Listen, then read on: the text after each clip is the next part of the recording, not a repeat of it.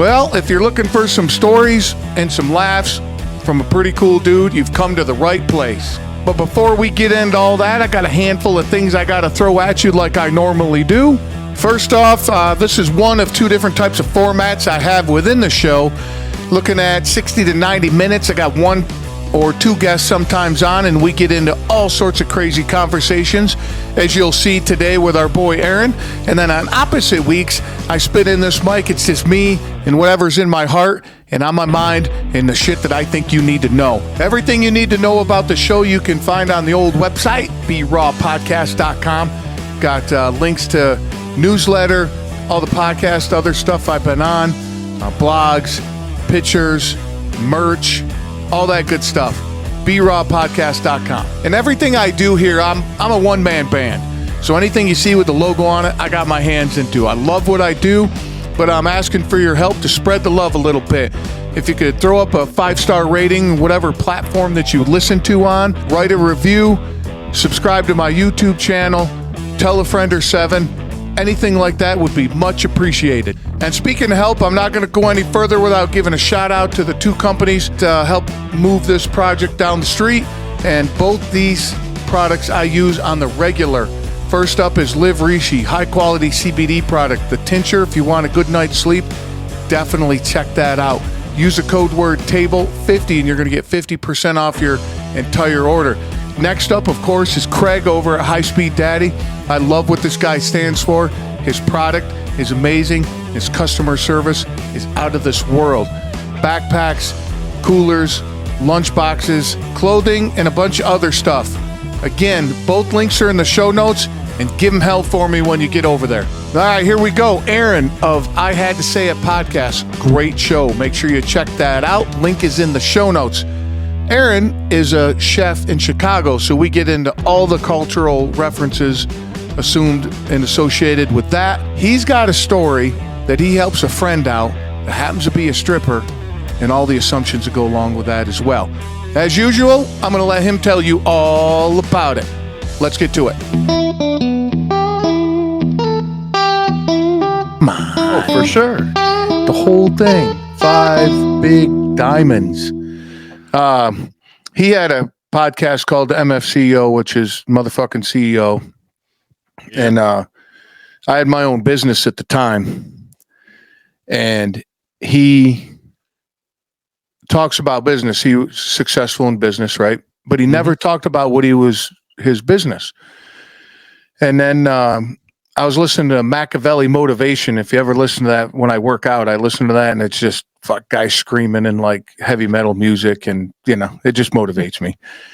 Then there was this one guy, there was this one voice in there. I'm like, that sounds like the dude the MFCEO guy. So I research him, and he owns First Form, which at the time was the supplements that I was using for like 2 years. So I'm listening to him the same time that I'm using this product, and I don't know they're connected. I'm like, that's fucking brilliant marketing. That was amazing. So, and then his stuff for business is just do what you're going to say you're going to do, work hard, and fucking fuck everybody else, and just do what you want to do. So keep your word, be a man, don't be a douche. Pretty basic principles. That seems a lot harder nowadays than you would think, right? Yeah, I mean, it shouldn't be as complicated as people make it, you know? Yeah. It's, but... Okay. Sorry, I forgot to set that out there for you. If you want to. Sorry about that. That's all right. Things got to happen, right? Yeah, I forgot to put my wife's laptop out in the living room. Yeah, my wife. A lot of things going on. Well, hey, man, thanks for coming on. Oh, my pleasure. Thanks for having me. Yeah, I appreciate it. I know you said you were listening to my stuff. As you noticed, we just start ranting, dude, and what comes about it comes about it. And then, we'll just follow the conversation along and just kind of go with the flow and see where it takes us. Yeah, and I didn't preface before we started recording, so I politics I tend to stay kind of away from. I know it's getting to the point where I'm getting more into it as well. But if we do hit it, 30,000-foot view, religion, same thing. No worries. Okay, you can swear as much as you want. I'll probably swear enough for the both of us. I had a guy. Oh, dude, I had a guy. Do you get guests reach out to you with like through Match or Pod Match? I think it's called. Do you deal with any of those? Every once in a while. I mean, most of my stuff is just kind of like, I'm not adverse to having guests. Like I'm always up to talk to somebody, but mostly it's like random other podcast people that I've met just dicking around on social media or whatever. Cool. And just kind of through that network.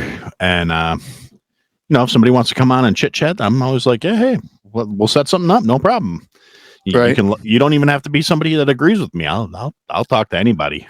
It's just that's one thing I've noticed is a lot of people they think I'm automatically just like, well, you don't want to talk to somebody like me. And I'm like, why not? I'll talk to you. Oh.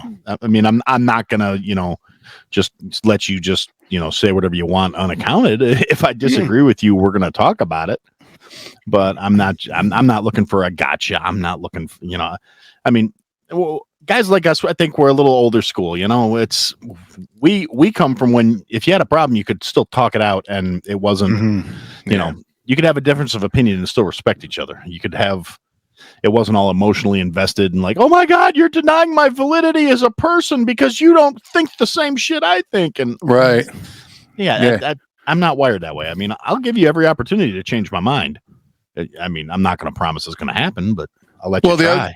The other thing too is don't get pissed at me if I don't change my mind and go down your road. Oh, exactly. How many times growing up you hear, dude, he's a good guy, but he's kind of weird in this situation. You're like, oh, okay, so all right, whatever. Yeah, I am that guy. I was like, he's a good guy. He's kind of a prick, but he's a good guy. I've been known to be described that way a little bit too. Yeah. He's got a big heart, but when he gets going, I'm like, well, that's the point, dude. Yeah, you gotta be passionate about everything you do. Passionate about the good parts, passionate about the not so good parts. Well, that's the yin and the yang. Perspective. Well, look at everything in perspective, but it's the yin and yang, right? Yeah. I saw a meme a long time ago, and it really hit me hard. Was life is like an EKG. You got your ups and downs because if it's flat, dude, that's not probably a good thing. That's a good way of looking at it, actually. I like that because how do you like the good parts if you don't have the shitty parts? Yeah, you got no basis to compare it against. Without the sour, you don't taste the sweet. It's like when people are, if I get $50 million, I'm going to go lay on a beach and have people feed me grapes. I go, yeah, in 2 days, you're going to be bored off your ass. No doubt. Yeah, they're like, no, I'm different. I'm like, yeah, because you never sat on a beach for 2 days. It's really not to me. I'm not built that way. I can't. Do it. That doesn't even sound fun to me. I would go stir crazy in a day. Knowing I didn't have anything like to do, I can't even go on vacation for more than like a few days before I'm kind of pacing the halls, and my wife's going, "Would you go back to work for Christ's sakes? You're getting on my nerves." Yep, I'm the same way with the gym.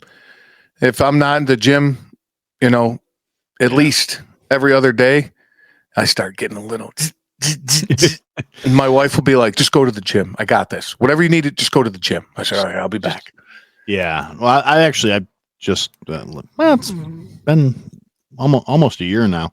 I just got back into going to the gym on a regular. And, man, I forgot how much I like it. What is down there?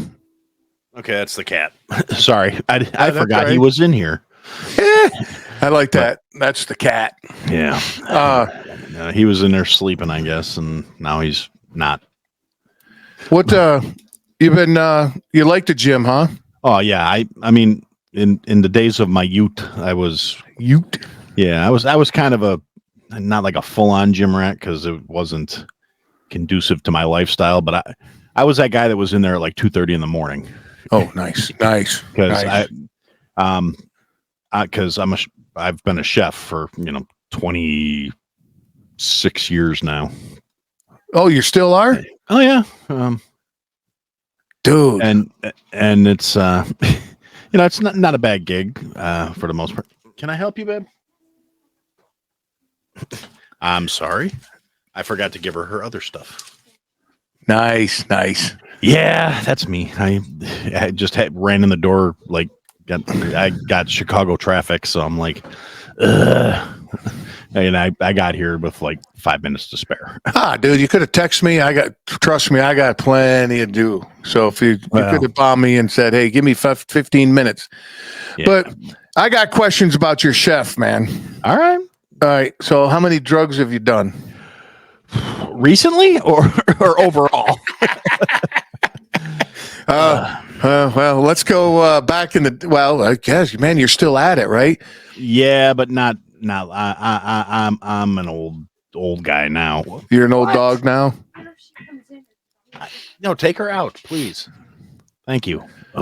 Yeah, no, I realistically, I've been very boring for quite a while now. I got caffeine and whiskey pretty much. And that's more of a much more moderate, for my line of work, that's a much more moderate take. I mean, in my 20s, it was more one of those like, all right, work a 10-hour shift, party till 4 or 5 in the morning, take a nap, get up. And when I in my early 20s, I was actually going to culinary school during the day, running a restaurant at night.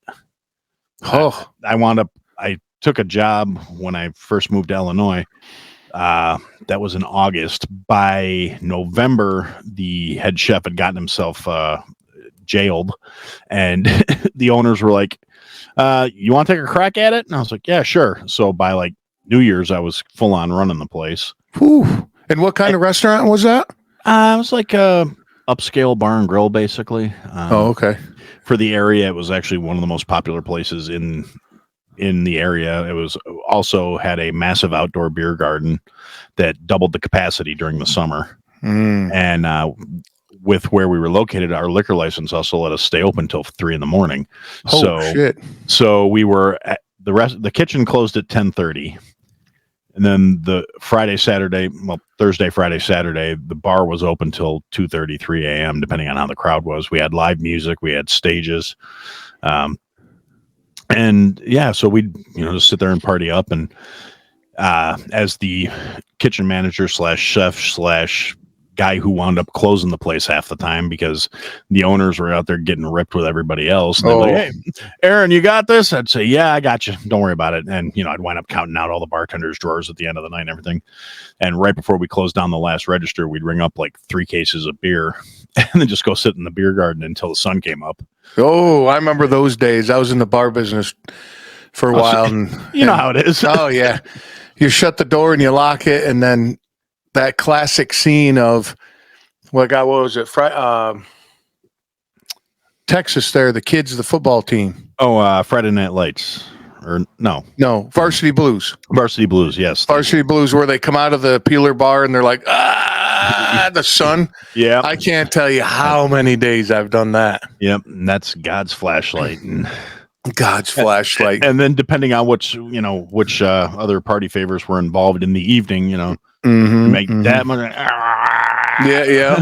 Yep. Yeah. We used to, at closing time when the lights came on in the bar, we used to call that the reality light. Because you're like, hey, baby, you're looking good. Sting! Oh, check, please. Like, wow, this is, yeah, there were a lot of those. I always had a good laugh about that stuff because as often as not, I want to be the one getting on the PA to make the announcement for last call too, because just talk shit. Well, just as I apparently am good at it, because I'd be like, all right, ladies and gentlemen, boys and girls, children with fake IDs, it is now 2:45 and we will be closing down the bar in 15 minutes. This is last call. You have now 15 minutes to get your last drink, get it drunk, and get the hell out because we don't want to look at you anymore. Nice. Dude, you got the voice for all right. Star, you're up. Star, you're up. Main stage, main stage. Get your wallets ready, boys. Dirty 30 next. Coming up next. Dirty 30, boys. Oh, yeah. All right, gentlemen, it's time to open up those wallets and be generous. We've got Dixie coming to the main stage. That's right, boys. Get out those dollars. You know she likes the ones, but she likes the vibes better. And I guarantee she's going to get wetter if you get down here and get down to that rail, boys. Come on now. 3 songs. It's Dixie. Yeah. Nice, dude. See? Yeah, you got that voice. I may have spent some time, with doing that. Yeah. No. Just that glitter everywhere. Yeah. Peeler bars. I have a lot of history with those joints. And unfortunately, if you do spend a lot of time with them, they're not a pleasant place to be. Yeah, I can. Ironically enough, as good as I get at doing that kind of stuff, it's mostly just because I'm a big ham. Because I never actually worked for our local joint because I'm actually originally from Wisconsin, and there was a place right over the Illinois state line. It was an 18 and up club. Mm-hmm. And so you would go there, and the girls were, late teens, early 20s. They didn't serve liquor, so you could get in when you're 18. So you're paying like $5 a glass for Coke. Yeah. But being a teenager growing up where that was literally 20 minutes from my house, that was like a rite of passage. Every time one of my friends turned 18, we're all piling into the cars and going over there. And I was one of the oldest out of my group of friends, so I had to go to a lot of birthday parties where we're hazing the guys and going to the adult bookstore out by the highway. Then we go down to get a couple lap dances and it got to the point, and it was like, I know half of these girls either from school or just socially, and I'm like, this is really kind of awkward just because I'm gonna see you like next week. You're going to give me my coffee tomorrow morning. Yeah, right. And it got to that point where, like, my best story for going into that place, and it was all the same bar too, or club, or however you want to reference it, since they didn't serve liquor. I went in there one time, like the youngest of my group of friends, who happened to be like a year and a half younger than me, was just turning 18. Or actually 2 years, because I was in college by that point. So he just turned 18, and I go in there and we're taking him in, and everybody's paying the freaking cover charge, and there's a girl up on stage, and I'm not really paying very good attention until we get like halfway into the joint, and I look up, and this girl sees me coming in the door and freezes like on the pole,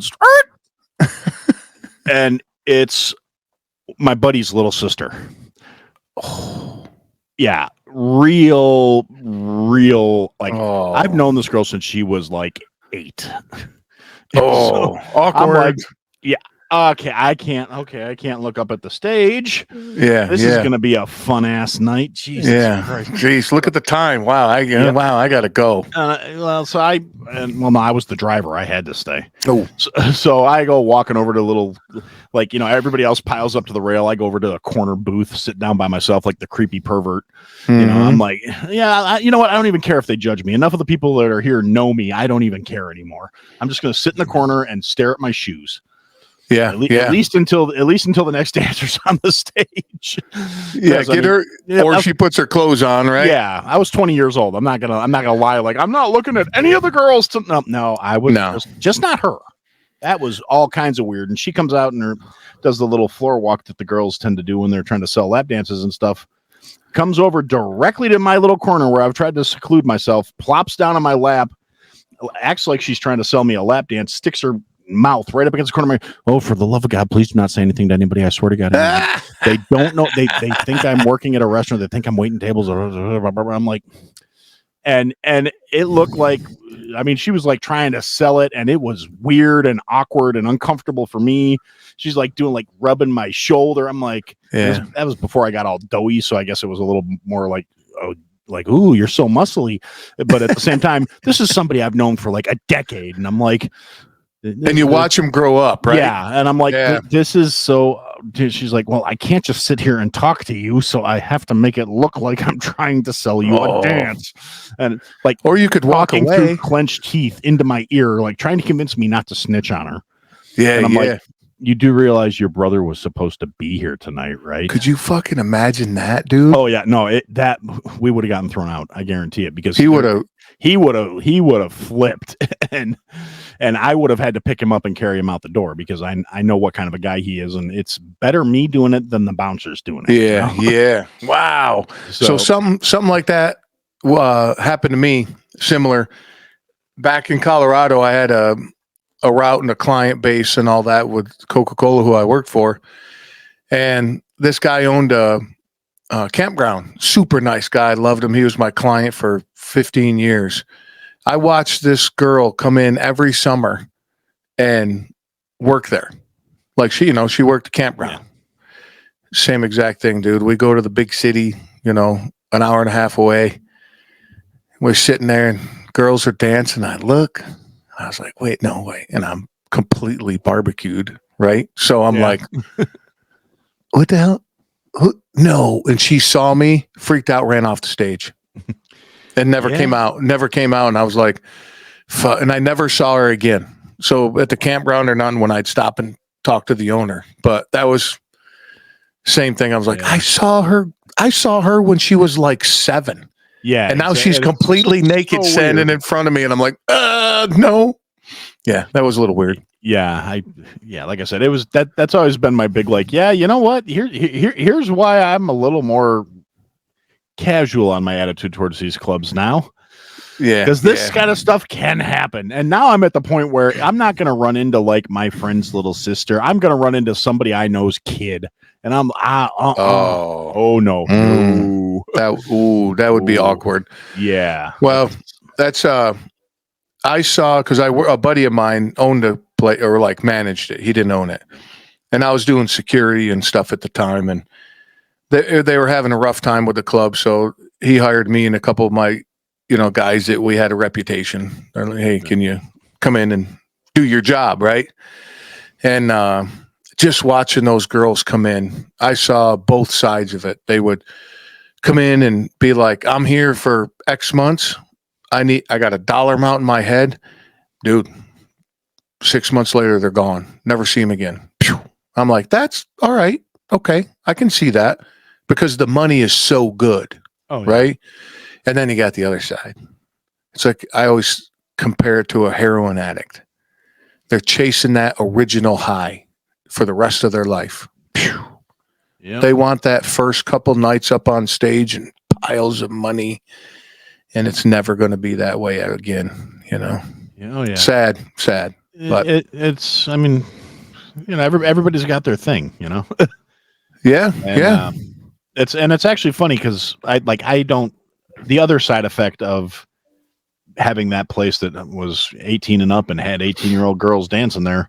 And like I said, I knew a lot of them, and a lot of my friends from like my female friends from high school just apparently fit that personality set where several of them worked there at some point, Oh, okay. Yeah, sure. And I took a little flack for it occasionally in the days of my youth from, mostly from like my guy friends who were like, I think it was a little jealousy because they're like, dude, how are you always hanging out with strippers? I'm like, because they're my friends. I don't look at them and go, hey, they're strippers. It's like, hey, we were in, I turned to the guy from Dazed and Confused, like, man, you remember we were in algebra together, man. And at the time that was a lot closer to my, like, man, you remember like third period, I used to come in all high, like you're high now. No, good. Yep. No, I'm not high now. Yeah. Ooh. And like I had one of the girls that worked at the one club. She called me up because I was working a third shift job, and she knew I was keeping similar hours to her. She called me up because her car wouldn't start because it's an Illinois winter, and she called me up. She's like, "Yeah, I can't get my car to start. Can you come by the club when you get off work and pick me up?" I'm like, well, I was going to pick up a couple hours of OT today, but I guess I could leave at 7:30 and be there. Yeah. So I go pick her up, and where she lived was actually really far from where the club was compared to like where I lived. Cause she was a very attractive young woman, made really, really good money for being like 2 years out of high school. She paid her way through college in cash. Good for her. Yeah, she definitely doing that. Stripping. Yeah, she stripped. She no shame, no like guilt. She was like, you know what? I make really good money. I don't have to do anything I don't want to do. I have a car that's paid for in cash. I bought a condo at 19. She's like, I don't want to hear it. Yeah. And she did. She owned her home outright at 19 years old. Good for her. And the thing is, she owned the position and yeah, say, hey, man, I work hard for this. But the funny thing was that my apartment at the time happened to be a complete shithole. Well, not a complete shit, a partial shithole. It was in a rougher part of town, or an area that was sliding rougher. And sliding rougher. Yeah, it was on its way towards not being great, but it was a upper level of a duplex. It was a nice place overall, but the neighborhood was a little rough. And so one day she calls me up and she's, can you come pick me up? And I'm like, yeah, sure. And I'm driving. I'm like, and she's like, you look like you're gonna die. I'm like, yeah, I've been up for like 3 days. Just get off my back.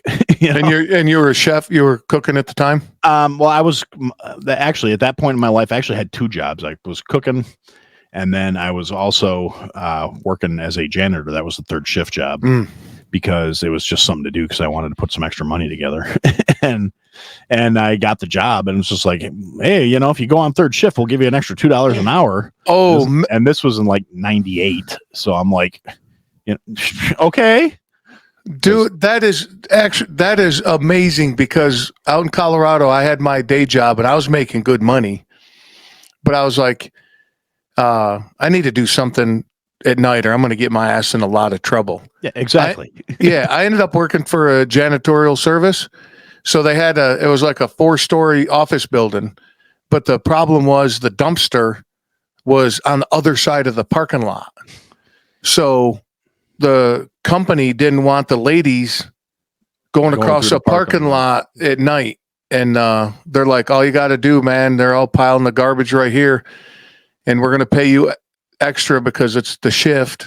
And this is where we're going to pay you an hour. And I'm like, you're going to pay me that much an hour to wheel garbage across? Yeah, exactly. I'll do that. I was working in an electronics assembly factory, and my job was basically to push around a dust mop for 10 hours and sweep up all the like little plastic components that the machines would spit out when they were when they were assembling circuit boards. So yeah, I did that for like what? Wait a minute. Hold on a second. Wait a minute. This is not computing. No pun intended. This is not computing with me. I had 2 jobs. One was janitorial. You had 2 jobs. One was what? Wait a minute. People actually do that? Well, apparently a certain type does. Oh, wow. That's what? Oh, I know the generation's different nowadays. Yeah. But anyway, just wanted to. Kids nowadays, they're damn kids. But so this girl, she's like, you look fried. And I'm like, well, yeah, I pulled the day shift. I just got off my night shift. I got to go back to work in like 4 hours. And she's like, well, why don't we just go to your house and I'll crash there and you can take me when you get done with the restaurant and you can, before you go to the factory. And I'm like, okay, no problem. She's like, I'm going to call the mechanic and all this other stuff. She's like, I'm not ready to go to sleep if you don't mind. I'm like, I don't give a damn. Yeah. So I'm going to bed. You do what you want to do.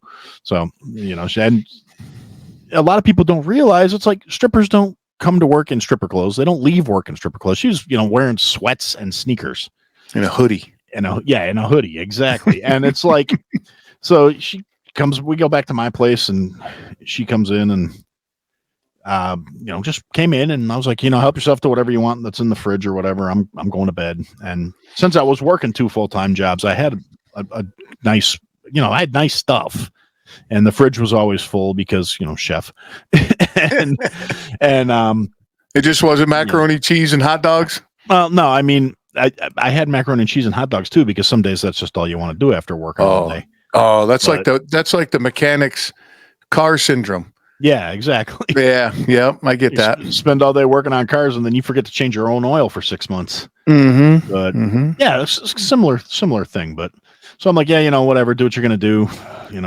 And she's kind of like, well, do you want me to like sleep on the couch? I'm like, I don't care where you sleep. Yeah. If you're comfortable, go ahead and crawl into my bed. It's huge. There's enough room for both of us. I don't care. Nothing awkward or weird is going to happen because I'm going to be in a coma in about 15 minutes. So yeah. Do what you're going to do, sweetheart. And so, I go in, crash out. She comes in like 20 minutes later, crawls into bed, knocks out. We're both sleeping. Just completely innocent. Nothing happened. Just sleeping. I get up, got couple hours later, run in, do my day shift, get back to the house. Obviously, she hasn't gone anywhere because I still have the car. And and so I come home and she's like, cleaned my apartment, dusted everything. Oh, nice. I'm like, oh, you didn't have to do all that. And she's like, yes, I did. I was just like, okay, point taken. I will take that shot. And she's like, I know you're not a sloppy person, but when is the last time you dusted? I'm like, I don't know when the last time dusting occurred to me, but thanks. Shit, dude, I can't even spell that. Yeah. But so she got her car towed while I was at work, and the mechanic took a look at it, and they had to order some part or something. So she's like, yeah, it's going to be like 3 days till I have a car. And she's like, can I just hang out here for a couple of days? I'm like, again, I don't give a fuck. Yeah, sure, whatever. I mean, like 21-ish at the time. I'm like, yeah, whatever, hang out all you want. Well, I had forgotten one of the guys I went to school with, his mom lived like 2 doors down the street from me. And he wasn't living with her, but he still came by to see his mom. And of course, he happened to know where she worked. So he sees me and her leaving the house at night, one night, because he was stopping by to see his mom. And, we get in the car and, haul ass, and I drop her off at work, and then I go to my job. I get a phone call from him like the next day. Hey, dude, what's going on? I noticed you're hanging out with so-and-so. What's going on there? You guys together all of a sudden or something? Or you just, she working private things now? Or I'm like, ooh. I'm like, all right, dude, I see what you're trying to say. First off, I've never paid for it because that's just not how it works for me. I said, I have more than enough personality to convince people to make bad decisions without money being exchanged. And if she decides she wants to get the biggest 30-second disappointment of her life, then that's on her. What? 30 seconds? Fucking stud. Anyway. So I tell her that, like, when I'm picking her up from work, it's like the last day she's going to be staying at my place. And we're talking about that. And she's like, really? I said, yeah. I said, I'll put money on the fact he's going to stop by his mom's house this morning just to, either say or try and see something. And she's like, oh, fuck it, let's do this right. She goes back and gets like 3 of the girls from the club. She's like, hey, we're going to Aaron's place, and he's going to make us all dinner before the night's over, and blah blah. So of course they're all about that, right? Oh yeah, and they're like, oh, what, free food? And it's like, and she's like, yeah, it'll be awesome. We're gonna have a good time. And she's like, there's plenty of drinks. Aaron's a chef. It'll be great. And so, we caravan back to my house, and so it's me and my friend in my car, and then like 3 of her girlfriends following us in their car.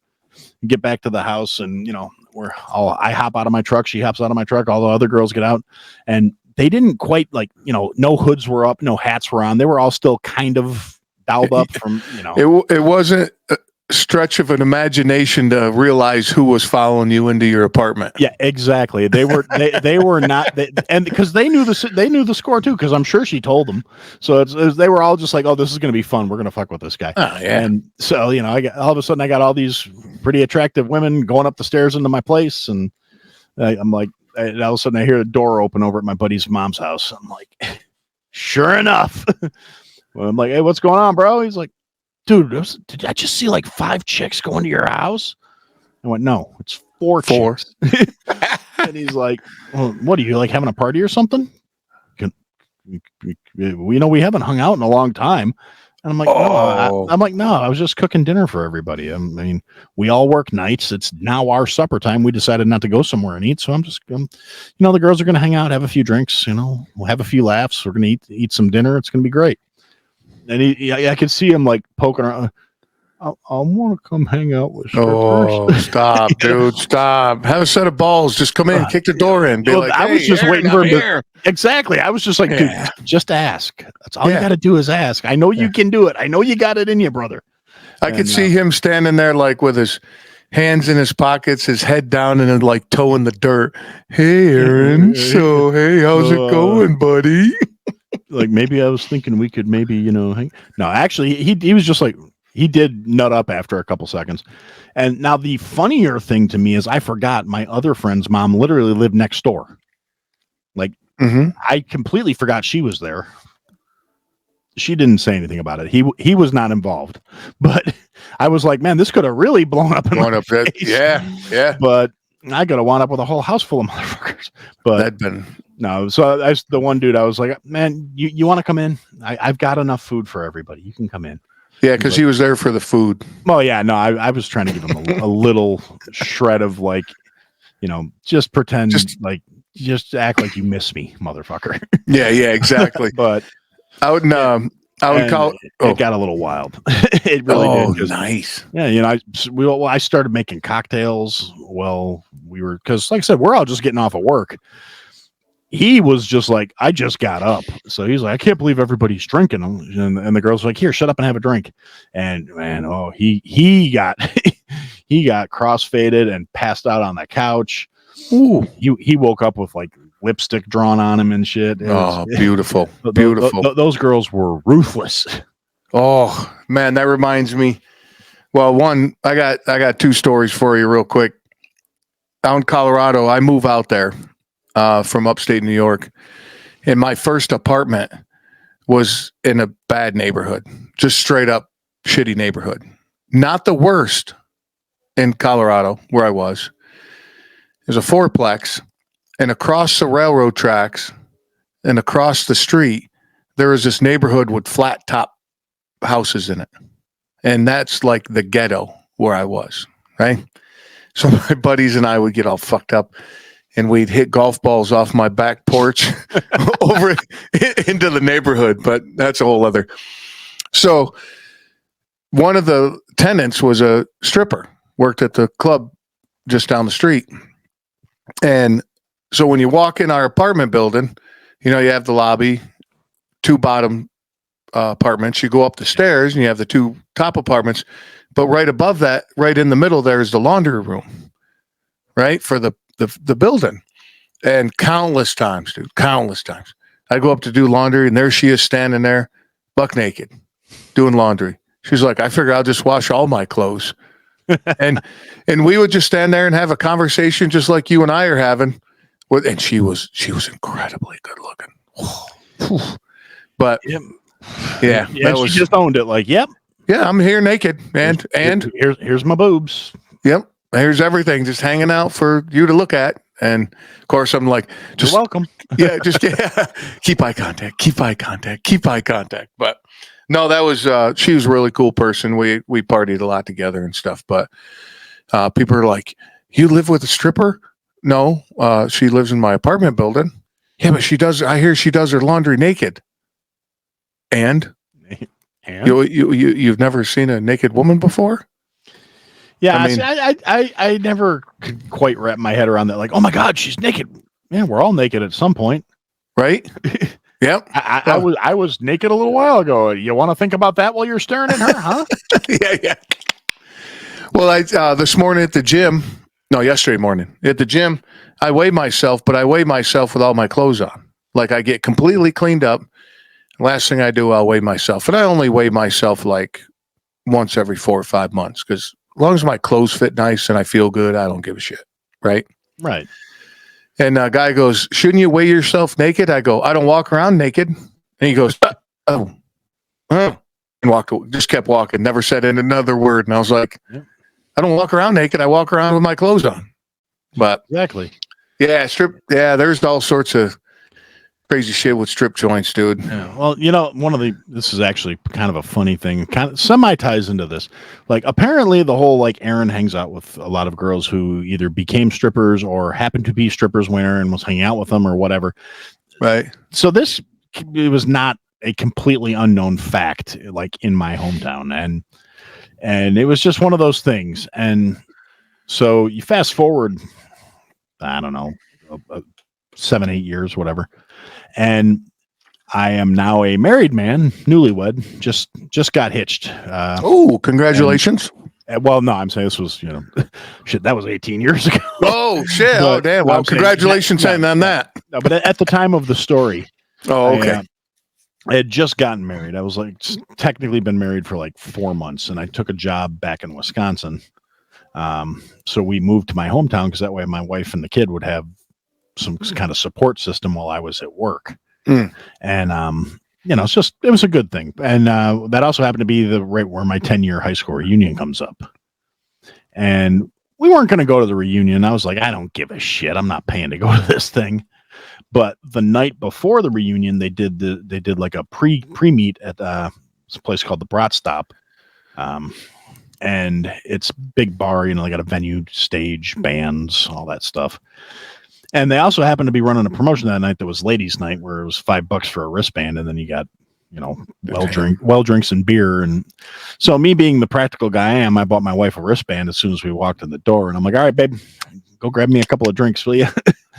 and so my wife's there, and we're like, she was 27, I was 28 at the time, and we're just hanging out, talking, having a good time. She's not wearing anything even remotely close to out of line at all. She's wearing like a sweater, like a light sweater, and jeans and sneakers. Okay. She's not even dressed to the nines, because she's like, well, should I dress up for this? And I'm like, I don't fucking care. I don't hang out with 99% of the people you're going to meet tonight. I have like 3 people I'm going to see, and everybody else I could give a shit less about. Mm-hmm. And so she's like, okay. And she looked nice, and, and to be completely honest, I definitely punched up when I got married. I was swinging way out of my weight class. Oh, yeah, so, me too. Yeah. So, we go to my reunion, and we're walking around and, getting some drinks, and she's meeting a bunch of my old friends, and we're having a good time and being stupid, and, laughing, having fun. And then, so she's coming back from the bathroom we're getting ready to leave because they're calling it a night. And me and a bunch of my degenerate friends are like, hey, let's go to Denny's. Ooh, classic. It's 2:30 in the morning, and we're all half in the bag. Let's go get some pancakes. What? For old time's sake. No Waffle House? No, there are no Waffle Houses there, unfortunately. You're fucking missing out. Too far north. I love Waffle House. Oh, classic. In my younger days, I spent a lot of time on the road, and I've definitely I love Waffle House, but no, we don't have them. We just had Denny's, and we had a local place too, but that was way too far away from the bar. We're all like, dude, we're all pushing 30. We're not going to try and make that drive right now. Yeah, sure. We're going to go to the Denny's right down the road and go home, go to bed. Exactly. So we get to Denny's, and my wife is just giving me the stink eye, and I'm like, fuck did I do? What? And I'm like, what is somebody at this table being rude to you? I'm like, these are like the people I came to see. These are my friends and their spouses. Mm-hmm. I'm not, these are good people as far as I'm aware of. What happened? And she's like, well, when I was coming back from the bathroom, is there something I need to know? And I'm like, no, about what? And she's like, is there a reason some guy stopped me and said, excuse me, don't take this the wrong way, but are you a stripper? Oh, I saw that coming a mile away. Oh, yeah. And I'm like, okay, what'd you say? She's like, I said no. And I'm like, why is he asking if I'm a stripper? And I'm like, let's see, what's a good answer for this? I was like, well, maybe he just thinks you could make a good living naked. And she's just like, try again, ass. Oh, she didn't fall. Well, yeah. Oh, no, she knows me way too well. Yeah. So she's just like, try again, ass. I'm like, okay, so a lot of the girls I used to hang out with happen to be strippers. It's not that, it's nothing, it's no commentary on you. It's more of a commentary on who you married. And she's just like, I don't really, there's nothing wrong with being a stripper if that's what you want to do. And I'm like, see, all right, we're good. I'm like, good. Yeah. See, there's nothing, you don't need to be mad at me. And she's like, well, I was still kind of awkward. I'm like, well, can you tell me who it was? What do you look like? And she's like, you look like a guy. I'm like, so I don't get a description. I don't get to know who asked my wife if she's a stripper. She don't want you to. It's like retaliation of the. That's exactly what it was. She's like, you're not going back up the street to go looking for this guy. When I first met my wife, and that's the same thing, dude. I way out of my league. I actually had some friends, close friends, when they found out that we were dating. They came to me and they're like, "I have no idea why she's dating you, bro." I was like, "The fuck is that, buddy?" And they're like, "She's way out of your league." And that was a decade ago. So fuck them all. But exactly. Yeah. Fuck. Now I was going to tell you. Yeah, I don't know. I can't remember now what I was going to tell you about strippers, but oh no, that's what it was. When we first met, we took my family. I got family up in Vermont, so we're in New Jersey. So it takes about 7 hours or so to get up there. And one of the trips, she starts asking me about my past, and I'm like, I'll answer anything you want. I'm not going to volunteer any information, but if you ask me, I will tell you the truth. Aaron, not even 20 minutes in, she's like, I'm done talking to you. Okay, so let's move on to a different subject. Yeah, or I'm not going to lie to you, but you probably don't really want to know. Yeah, it's probably better you don't. And then she had a thing at work. One day I look at my phone. She had an event at work that she was doing. And one day I look at my phone and I got like 7 missed calls from her. And I'm like, oh, fuck. And we're the couple that never talk during the day. I'm busy. Yeah. You're busy. Just fuck, I'll see you at home. Right. I was like, oh my God. She's like, oh, thank God you called. I'm doing this thing at work and I need to get clearance. And I'm being asked if I'm know anybody or related to anybody that's convicted of a felony. And I was like, you're good, baby. She's like, oh, okay, good, thanks. And I go, just as long as we keep it to a felony. she's like, what? And I go, yeah, just leave it at that. She's like, yeah, that's all they ask. I go, don't volunteer information. Yeah. Oh yeah. We've had that conversation too. Never volunteer anything. Don't say anything other than answer. What color is that car? Blue. Okay. Can you elaborate? No, you asked me the color. It's blue. Yep. What shade of blue? It's blue. That's how you get by, man. No. Yep. Yeah. No, chef though, dude. So how'd you get into being a chef? Oh, wait a minute, real quick. Sorry, interrupt. You're in Chicago. Well, just outside of it, yeah. Okay, well, Chicago Close area. enough. You're a chef. Yep. The Bear. Which Bear? The TV show. It's a great show. Did you like it? I enjoyed it. I mean, some of it was a little bit more where I was kind of looking at it going, yeah, but a lot of it was pretty on point.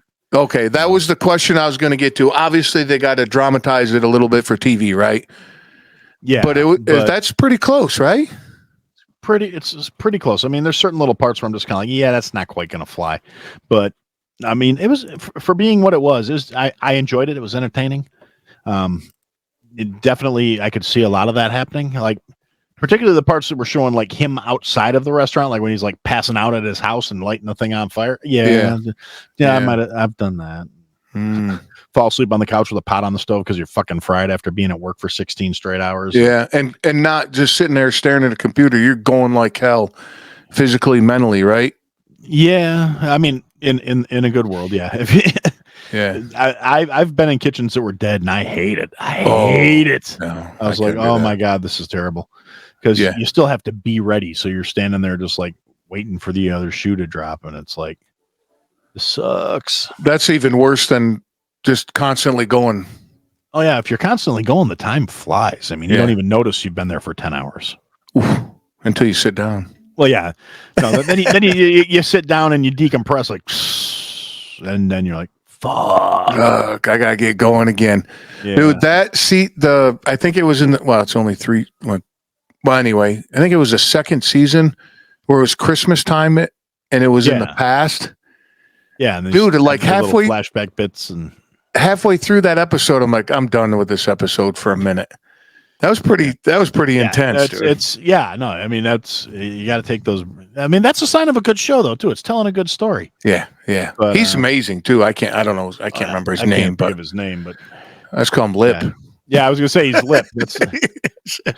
Well, and that was actually my first reaction too when I saw the first trailer. I was like, Lip? He's still in Chicago. No, shit, that's right, because Shameless is in Chicago. I got a story because of Shameless too. Yeah. When I used to actually work in the city. I used to work downtown in the financial district. I was the executive chef for a private club, and it's not nearly as fancy as it sounds, but it was a nice club, financial district, old money building. Like, the dailies had memberships there and stuff like that, Right. Big name Chicago political machine people were there. Most of the members were either old money or day traders that were, they'd come in and, oh yeah, I had a rough day today. I lost $80,000. And they're like, 80 in a day? Yeah. Shit. Let me ask you, what would be an average menu for a club like that? Like if I came in that club on lunchtime, what would be a menu for that? Well, we actually, because so many of the guys were stock market guys, we had a buffet option, and it rotated from day to day. It was whatever I felt like making that day. Oh, okay. I'd write the menu a week out, and then we'd publish it on like Monday. So they would come in and this is what's going to be available this week for the grab and go stuff. And then we had, wraps, sandwiches, soups, steaks, seafood. Oh, okay. We had a menu you could order off of. You could order a la carte, you could order a meal, or you could get the buffet if you were in a hurry because you needed to, do a bump and get back to the trade floor. What? They do drugs and day traders do drugs? No. No. But and it was funny because I actually learned to read the stock market stuff better because of that job, because that's how I would predict my day. That's awesome. I would watch the volume, not the actual trades, just the volume numbers, because you could pull that up real easy with an app, and it would show you the volume of trading. If it was a real high trade volume morning, I would have my cooks doing prep work for 2 days out. Work on tomorrow, guys. It's going to be slow because there's a ton of money moving on the floor today. Nobody's coming in to eat. Oh, because they're sitting there watching, taking care of the money. Sell, buy. They're on the floor doing all that little hand stuff and however I don't know how any of that works. But I knew enough to watch the ticker so I could tell what kind of a day I was going to have. Oh, that's now, smart. If the trade volume was real, if it was money wasn't moving fast, a slow trading day, we're going to be fucking swamped. Make extra of everything. Yep. We're going to get hit, and the cheap bastards are going to come in and get the buffet anyway. Even though they have time to sit, they're going to get the buffet, and I'm going to be out there arguing with them about it. It says buffet. It doesn't say all you can eat. You're not going to sit here and eat for 3 hours for $9. Yeah, for sure. Yeah. Oh, I could see that's Golden cool. Corral. That's pretty cool how you could tell the volume of people that were going to come in by what the day looked like. Because when I was security, I was running the front door of a club, and they're like, when we first started with it, they're like, the guy goes, you can start at 10 o'clock at night. And I go, I'll be here at 6 o'clock. And he's like, why is that? And I go, well, one, I got to see the asshole club come in and out, the happy hour guys, the crowd. And then I need to watch the crowd build, because now I can tell what kind of night it's going to be. And he's like, okay. And one day he comes in at 10:30. He goes, what are you thinking? I go, well, there's going to be a lot of fighting. He goes, why is that? I go, we're probably 5-1 men to women. And he goes, huh? I go, we have 5 times more men than women. And he goes, so? Wait a minute. You can't make it. This is why you pay me to be at the door. Sure enough, dude. Cops fucking all night long, fights all night long. But that's what that reminded me of. Yeah. Well, the fun thing was, this wasn't just like a supper club. It was an athletic club, right? So we had squash courts. We had cool. We had a lap pool, whirlpools, sauna, jacuzzis, weight room, CrossFit room. We had personal trainers. We had an indoor driving range. It was like a full service facility. So we did a lot of really cool shit. It wasn't just like they would come in and eat, but I did have, we had our regulars, I had people would make special accommodation for. I had one guy, my favorite day trader, this guy named Todd. He was awesome. He was very blue collar for being the owner of a trading house. He wasn't just a floor trader. He owned the trading house. He had a dozen guys that worked under him, and he definitely had fuck you money, and I know this because he made a point of telling me he had fuck you money one day, and because one of the other members was kind of giving me shit, and the member who was giving me shit was he was the most entry level never paid for anything, only came to like complimentary stuff to eat. Oh, and he's the one giving you shit. Yeah, and he's always swinging an attitude, always trying to be more than he was. You know, it's like, no, dude, you're a basic level member. You're not even you don't even have a big locker. You have the base level locker. I have a bigger locker than you. And I'm like, awesome. You're a prick. You're going to come in here and tell me I'm a lousy fucking chef and my cooking's ass. A, I didn't cook that. My staff cooked that stuff. And B, fuck you. And I'm like, you're going to come here and berate me because you don't like me. And you're mad because I wouldn't let you use the dining room because that was what started him having a chip on his shoulder about me. Was he came in with like a TV crew because he wanted to use our dining room for a backdrop because he was giving an interview for like one of the money channels. And I was like, did you arrange this ahead of time? Because like my staff was in the middle of getting the dining room set up. Yeah. He came in and started yelling at my staff, like, get out of here. Go do this. You go do that. You do that. And I'm like, excuse me, what the hell's going on here? Yeah. And he's like, well, we're coming in here. We're going to film this interview and blah, blah, blah, blah, blah. I'm like, is this something you arranged with someone? Did you notify anyone? And I didn't get the message. And he's like, well, I'm a member here. I said, I don't give a shit. So is everybody that's got lunch reservations. I'm not shutting my dining room down to satisfy you at the expense of the other 9 people who already made their plans. Yeah. You can go now. And he's like, you can't talk to me like that. I'm like, yes, I can. Yes. I just did. And meanwhile, the cameraman's sitting there and I heard him snort. He's like, I was like, ooh, you just made the situation worse. Yeah. And I was like, he's like, I'm talking to the manager about this. I said, go ahead. I'm going to go talk to him about it too. I'm going to tell him you're being a prick again. I'm going to bring up the fact that we should review your membership status. You can't do it. Are you threatening me? I said, no, I'm informing you as to what's going on. It's not a threat. It's a status update. And so he was just huffing and every chance he got, I couldn't remember. I almost got his membership pulled, which would have made me much happier. Yeah. Now you got to deal with him. Yeah, but he's a huge prick. But for whatever reason, they were trying to keep him happy, and I'm like, fine. But he spent like the next month just every time he saw me, little digs, and I'm like, yep. I don't care. You're not important. You think you're important. You're not important. And then this other member, Todd, comes up and he's like, why is he giving you so much shit? And so I told him what happened. And he's like, that fucking entitled prick. He's a cheap bastard.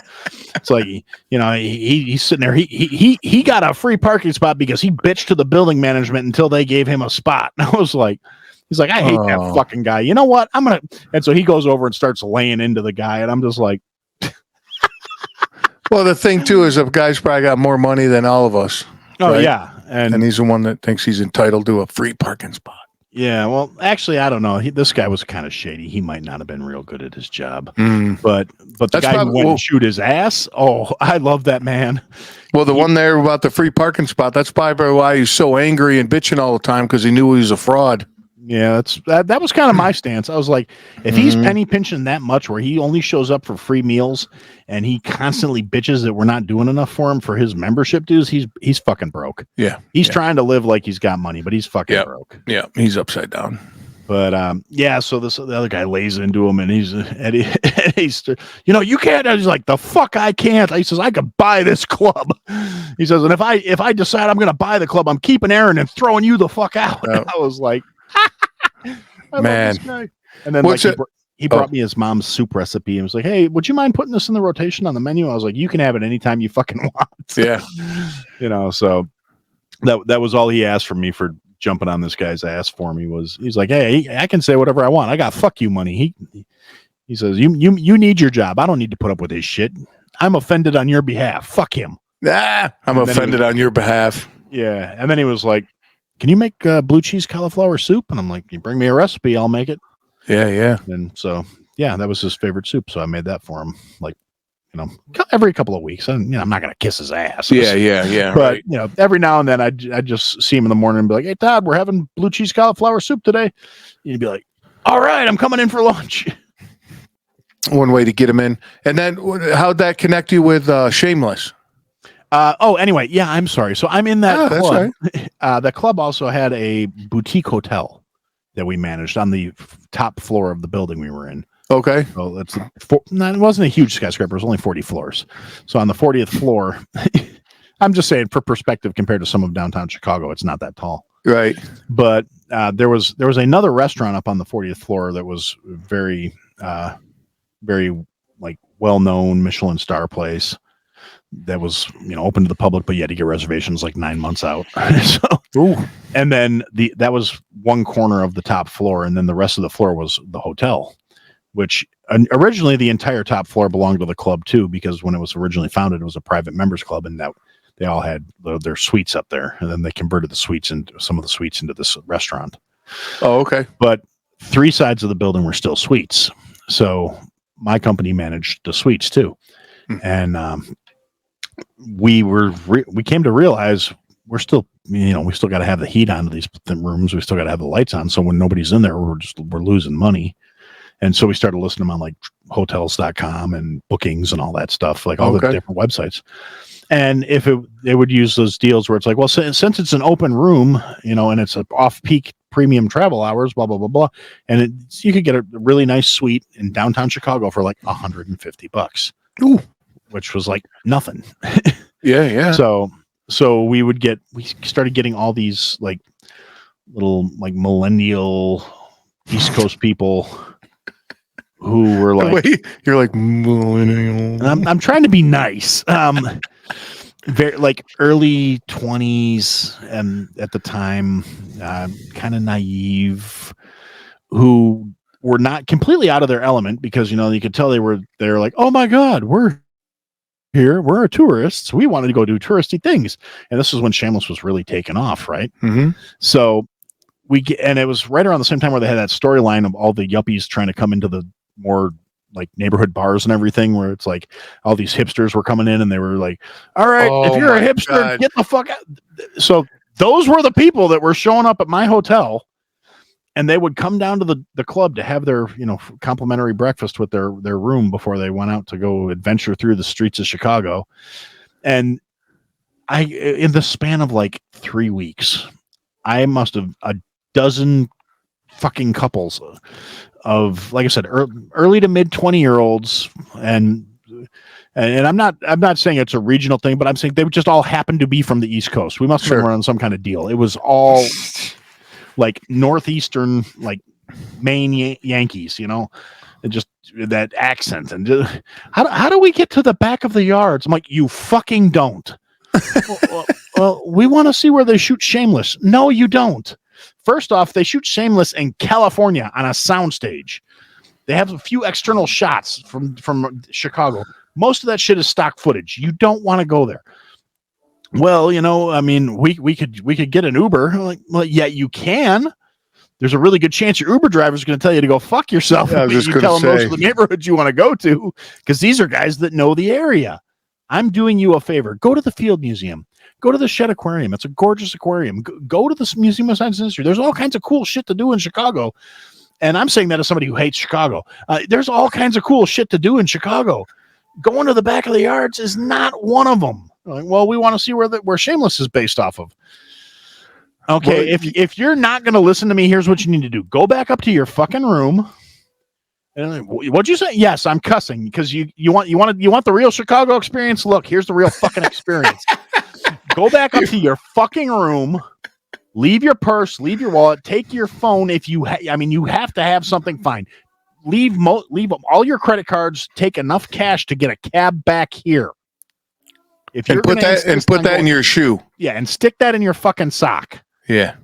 And they might still take your socks. So you're going to go to this neighborhood. Back of the yards is exactly what it sounds like on the show. It is a bunch of rough neighborhoods from people that work in rough industries and a bunch of meat processing facilities. That's all it is. Oof. You don't want to go hang out back there. There's nothing touristy to do. You're going to go into some dive bar. You're going to wind up losing a fucking kidney.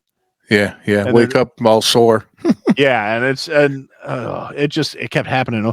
Well, it sounds like you're pretty familiar. Yes, I go back there twice a week to go see my meat guy.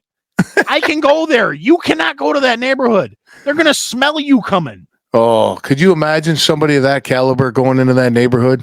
Oh, it did happen. I mean, I don't think any of the people I tried to warn off of it went. I mean, you a couple scared of them might have. They were pretty stubborn. Oh, I made a point of scaring them. Good for you. I had to explain to the GM why a couple of the guests were upset, and he was like, "Well, what happened?" And I'm like, "They were asking me how to get to the back of the yards." He's like, "Well, what'd you tell them?" I said, "I told them not to fucking go." I'm like, "Do you really want to be liable if they go to the back of the yards and decide since I told them where to go that now we are responsible for them getting robbed while they're in Chicago?" Oh yeah, because you know damn well they'll come back to you. You sent us there, and look what happened. Yeah, you sent us there, and they stole everything. No, I fucking told you not to go. Yeah. You went anyway. Oh, you went and found some cabbie that had no problem dropping you off to get your friggin' toes harvested. You know? yeah. And yeah, it was a trip though. I mean, and that's the thing too is I could. It got to the point where I'd see him coming down the hallway, and I'd just be like, yep, "Here we go." They're gonna ask. And excuse me, chef. I was wondering. Are you here because of Shameless? Oh, do you watch? Yes, I watch it too. It's a great show. No, I'm not going to tell you how to get to the back of the yards. Well, why not? Because they're gonna kill you. So these people would come, man. That I've been a fan, and I've been a huge fan of many shows, but I've never had the desire to travel to where it's shot. To stand in front of there and be like, this is where the TV show is shot, like looking at a house. This is the bar they drink in. Dude, what's his name's the best though? Fucking the big white dude married to the Kevin. Yeah. Oh my God. The best. Yeah, no, yeah, he's that's my kind of people. Yeah. I would get along with that whole crew, man. Yeah, no, and that's the thing. I do get along with those people. That's why I can go to that neighborhood. You know. Yeah. I show up and they know I'm looking to buy meat. It's not a thing. And that's the ironic thing is, like I said, my meat guy was in that neighborhood. My produce company was there. I used to have to go to the produce company because I'd get shorted stuff and I'd have to go pick it up because I needed it for that day. So, or I forgot to order it sometimes. And I'd have to be like, I'd call them on the train on my way home. Because that was the other great thing about that job. I could ride the train most of the time. Oh, nice. Which meant I was like drinking the entire way home because you can drink on the train. Yeah, why wouldn't you? Yeah, so I would get like a nice 4-pack of something nice, just a good quality beer, some sort of little higher tier, and I'd sit down there and drink my 4 beers on the train ride home, and then grab some Wendy's and out you go. Yep, and it was lovely. Yeah, you could also tell the tourists on the train too because they'd be like, he's drinking on the train. No shit. 90% of the people on this train are drinking. Yeah. Especially if you caught the 445 train out of Chicago. There was a car on there that they literally every other person on because they had it on a schedule. Every other person, and they would rotate days, would bring on a 30-pack of friggin' Bush. Oh. And it was like the Bush car. It was the Bush Light car. And he's selling them or give them away? No, they would just hand them out. Oh, wow. Well, it is Bush. Yeah, because I mean, it was like $13 for a 30 rack. So yeah, and it was you only had to buy it like once every 4 days, and then you just hand them out, and then the rest of the week you drink for free. So it was kind of a push. Yeah. I was just gonna say that's awesome. Yeah, but those, I mean, those type of things. You look. Every city, every person, every situation has that kind of scenario where it's that little piece of relief. It's like a pressure relief valve. Oh yeah, that's a good way of putting it. And then they get home. I don't have to kick the dog. I can actually have a conversation with my wife. Yep. I don't have to decompress because I did it on the way home. On the way, you were drinking on the train, Aaron. Oh my God. How many bumps did you on the train? You lost count? No, actually, by that point, I was no longer a partaking individual in anything illicit other than I did occasionally have a couple of dips in on the train because I was trying to quit smoking. So I'm like, Have you since quit? Yeah, I quit years. I still smoke cigars, but that doesn't count. Yeah. I say the same thing. People are like, you smoke? No. You want a cigar? Yeah, I'll have a cigar. I thought you said you didn't smoke. Well, cigars don't fucking count. Yeah, cigars don't count. You don't inhale them, and they don't count. Man. And that's actually one of the nice things about my current job. My current job is my boss has this huge humidor in his office. Very nice. Very nice. And periodically he'll be like, "Hey, you want a cigar?" I'm like, yeah, let's go out on the patio. I'll have a cigar with you. Dude, a good cigar will send you to the moon. Oh, for sure. Yeah. I like a good cigar. What do you do? You're a chef now, right? Still? Yeah, technically, I'm an R&D chef now. The company I work for, we do like menu support and stuff for healthcare facilities. Oh, okay, cool. And so I write, like, our whole thing is, it's like, just because it's meeting all the nutritional standards doesn't mean it has to taste like hospital food. Oh, amen. Dude. So God bless you, dude. Yeah. Jesus. So that's what I do. Is I come in and I develop new recipes, and we get different food manufacturers that bring us new products that they're trying to push for their healthcare lines, and I have to test them and make sure they meet all the standards. And can it puree and still taste good? Can the consistency be what it is, or does it taste like a fucking microwave sponge after you cook it? Yeah, things like course. that. And there's like forms and shit I have to fill out, but that's kind of cool though, right? Oh yeah, it's. I mean, it's a corporate gig. And the pace is probably a little better than. Yeah, the pace is more or less. I mean, occasionally there's days like when we have potential new clients come in. We throw out all kinds of stuff for them. I'll make breakfast, lunch, cocktail hour sometimes, depending on the clients. Sure. Or when we have like I think it's every 6 months, different existing clients will send in like their management teams to like get refreshed on software training and stuff like that. Oh, okay. We're like a full service deal. We menu programs, inventory programs, it's all one package deal basically. Okay, cool. And the system all works together to kind of take a lot of the guesswork out of everything for them.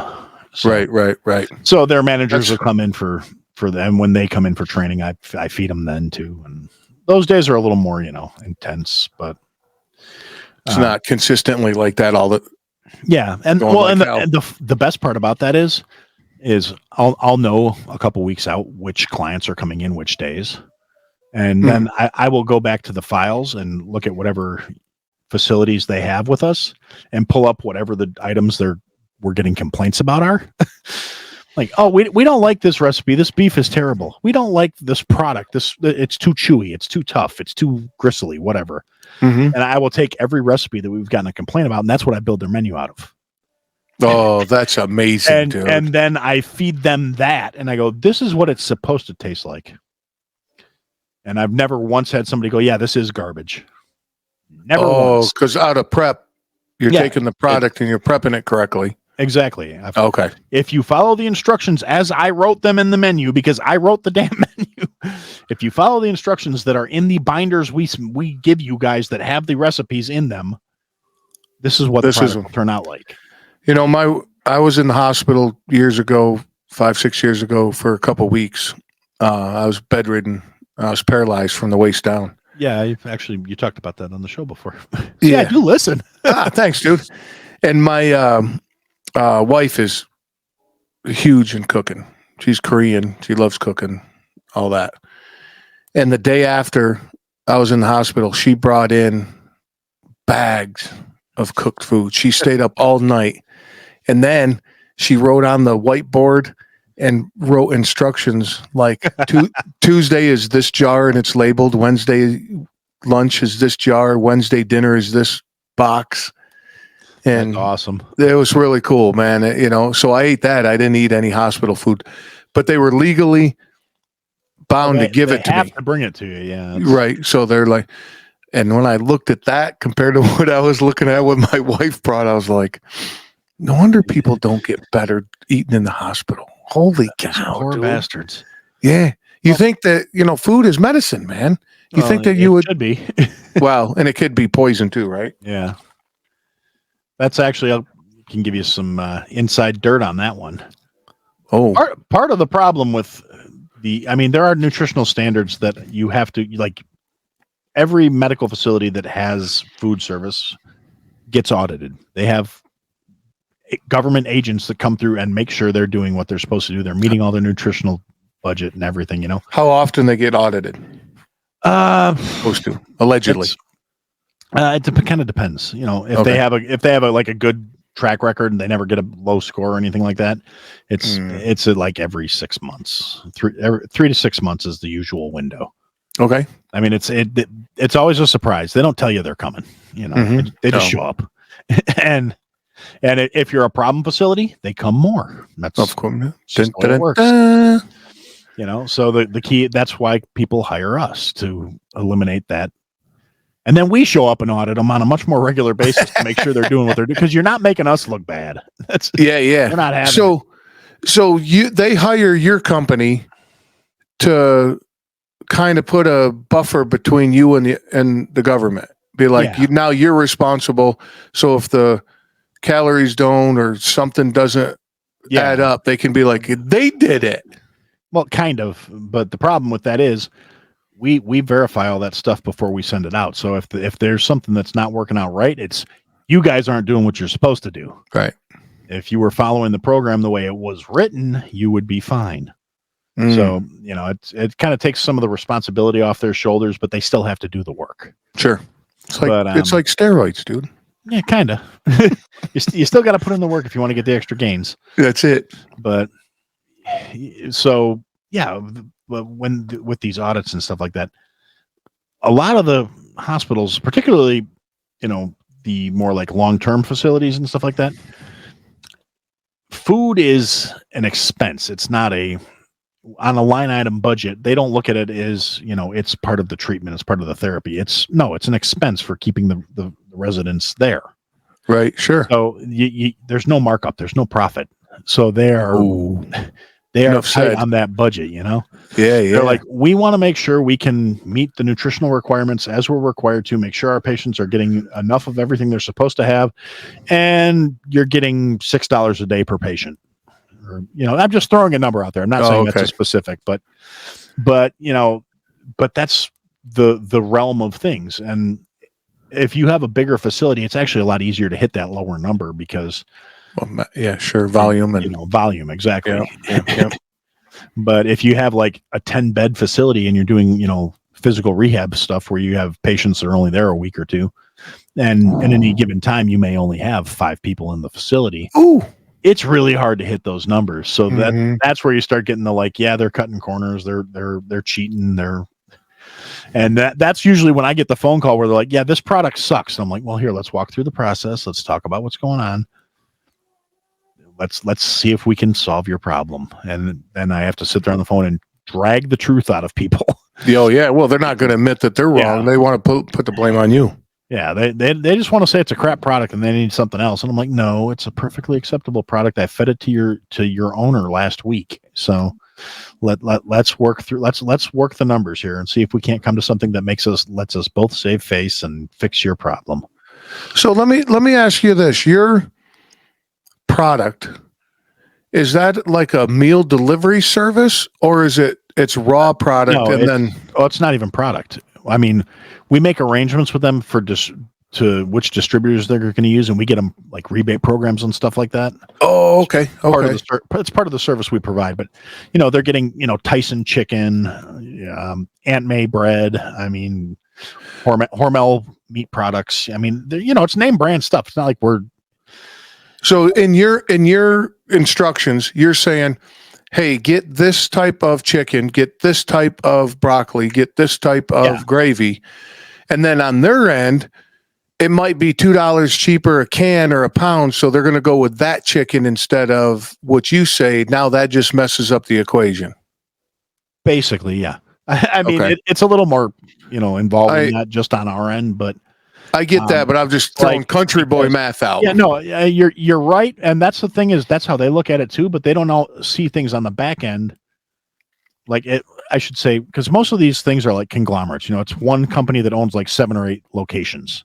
Mm-hmm. And when you're at that individual location level, you don't see the money thing aside. Other than whether or not you're hitting your numbers, you don't see the rebate programs and stuff like that. So yeah, in the system, it may look like you're saving $1.50 a can, but you're losing that buyback rate where, yeah, for every case we sell, you get another, $3 sent back to the ownership. Right. So yeah, you're saving yourself $1 on that can, but at the same time, they're not getting their case number, so they're not getting their rebates. So it's actually costing more. And More. You don't realize that because you're not on that end of things. Right, because they see this much of it. They see an inch of a foot long product, right? Yeah. So they don't see the whole equation. I get it. And that's the thing is that the other thing with the way our system works is they have to actively try to go around it because part of the software package tracks all the inventory, does all the ordering based off of the menus and the census counts. Like it's a suite of software that does all the work. Sure. And if you use it right, it's a great tool. But at the end of the day, you have to do your inventory because if you don't put your numbers in right, it's just a fancy calculator. Because if your actual usage doesn't match the numbers that are in the computer, it's not going to order the right stuff. You're going to be shorted product or getting the wrong things. Or sure. But good in is good out, exactly. and vice versa. But yeah, and then like I said, then my job is that's where the other thing, like, don't swap out the products. Just okay, yeah, you got a chicken breast and you found a chicken breast that's 13 cents a pound cheaper. That chicken breast is a pumped chicken breast, which is full of saline solution and not actual meat. So when you cook it, it's going to shrink up. Yeah, it doesn't have the same nutritional values because we test all of that stuff, make sure it has enough protein in it, make sure it has enough, whatever. Test the sodium levels. I mean, there's all kinds of back end stuff that's involved in building these menus. Yeah, but you could this probably happened to you as well when you were at the grill. You have the salesperson for the food company coming in, and you say, "Hey, I'm on this program, and I got to get this kind of chicken, so order me this." Well, then you got the salesperson saying, "Hey, man, I got this cheaper chicken," because they're trying to push it, because they're trying to hit numbers, and it's the whole thing, right? That happens a lot. Yeah, of course. That's the other reason why we have the software that just orders it directly from the distributors. Take that middleman right the hell out. Yeah, but if you got a good salesperson that comes in there. Oh yeah, no, it happens. It really does. Yeah, I could totally see that. And I haven't been at this job long enough where I've forgotten that either, because I know some of the. I mean, hell, half of our people worked for distributors at one point or another. So it's like I have guys on our staff that are just as good at that angle as anybody in the field, and those are the guys that go out to our distributors and work their magic, get their deals from the different vendors, different manufacturers. And they're good at what they do, because instead of having people going to the individual facilities, we got our people going to them going, all right, look, we know you're going to try and job us. So here, we're going to job you back. But at a different level, right? Yeah. And then we're going to find a middle ground where we can both feel like we only kind of got jobbed. We both got rubbed out a little bit, and we're all happy. Everybody's happy. Everybody's smiling. Everybody's a little sticky. It's all good. On that note, dude, we're going to have to bring this to a close. But I want to give you the mic for a second. You got a great show, by the way. Okay. I enjoy it. Thank you. I like I'm going to steal your line that your feelings don't really much matter. That's true. Yeah, I like that. Because feelings are not under consideration. Oh, I like that. Because when I do something, I've been, quote unquote, talked to multiple times by people, and I go, that's a you problem, not a me problem. Oh yeah, that's kind of what that comes down to. So I can't help it that you're in your feelings, because I'm not. Yeah. So take a second. Mike's all yours, bud. Talk about your show, where it can find all that good stuff. Anything else you want to say? All right. My show is called I Had to Say It. It was how I started venting during COVID. It was like so many other podcasters that. I'd been thinking about doing it for years, got into it because somebody was like, dude, you're not doing anything else. You're laid off. And I was like, good point. So my wife bought me a microphone. I started yelling into a microphone, and that's exactly what it is. It's me venting. Occasionally I have guests on and we'll talk about whatever they want to talk about. But for the most part, it's just me ranting about whatever happens to be stuck in my craw at the moment. And yeah, that's pretty much it. Yeah, check it out. I'll have the link in the show notes, of course. Oh, yeah. I probably should have said that. It's you can go to ihadtosayitpodcast.com. And it's on like every platform there is. So Cool. But we're going to get out of here. I appreciate you, man. It was a lot of fun talking with you. It was definitely fun talking with you. Hey, dude, food and strippers. What else do you need to talk about? And we threw some drugs in there too. So I guess. There's that. We could have touched on cheesecake or something, but I mean that's still food. Dessert. Okay, we didn't do any desserts. Yeah. Real quick. What's your go-to dessert? Like at home. No, I'm talking, dude. At home, dude. What do you like? When I actually feel like putting in the effort to make something, I like to make bread pudding. Oh, I see. That's pretty good. Yeah. But when you just want to grab a container, what's your go-to? Oh, my go-to ice cream. No thoughts, no pause, no consideration. Or actually, custard if I can get it. It depends on am I going to go to Culver's and get a custard? Maybe I will, maybe I won't. But ice cream. And I'm a basic bitch. You give me some vanilla, and I will mix in whatever cookies or crackers or whatever candy I have. You boring bastard. Well, no, it's because it's a base. That's how you start. You get the ice cream, and then you go to the cabinet and you get out some M&Ms and some Heath bar or whatever I happen to have around the house. Since I'm trying to lose weight, I try to keep most of that crap out of the house nowadays. But I still have the ice cream. And some caramel sauce or some peanuts or just something to see up a little bit. See, you and my wife would get along. See, she's just like, I like a basic flavor and put a little something in it for contrast. Yeah. If I'm feeling fancy, I will occasionally make like a nice sorbet or I got a great blackberry lime sorbet. Ooh. Oh, that sounds amazing. It's fantastic. Oh, that sounds It's amazing. Also a huge pain in the ass. No, I got Ben and Jerry's and I have a love-hate relationship. Oh yeah, no, I can totally get behind that. At one point I had 47 pints of Ben and Jerry's in my freezer. There was actually a story behind that. Real quick, I was working at a college and right at the end of the semester, all the students still had money left on their food cards, came to the snack shop that was attached to the kitchen. And they were just randomly buying shit. And I was like, well, if you really want to buy something, because they were like, well, can I get you something? I'm like, yeah, I'll take a Ben and Jerry's. And it started a chain reaction of every kid that came in the store bought me a pint of ice cream because it was the last day of class and they were trying to burn out their money because they couldn't get it back. Dude, how much did you charge for a pint of Ben and Jerry's at that location? At the school, it was, I want to say $4.25. What? Well, this was also like 10 years ago. Oh, okay. All right. At the time, it was high. Yeah, okay. I was like, I'm not paying that. Yeah. But now it's like, I mean, I've been desperate. I was going to say, like what, $6.50, $7 a pint? Yeah, $7. Like you get on sale for $4 a pint sometimes. And I get, the problem I have is they just don't last in my house. Oh, yeah. No, yeah. I mean, that like almost 50 pints of ice cream, I think lasted like 2 weeks. Oh, see, that's same here. That'd be gone. It was me, my wife, my kid.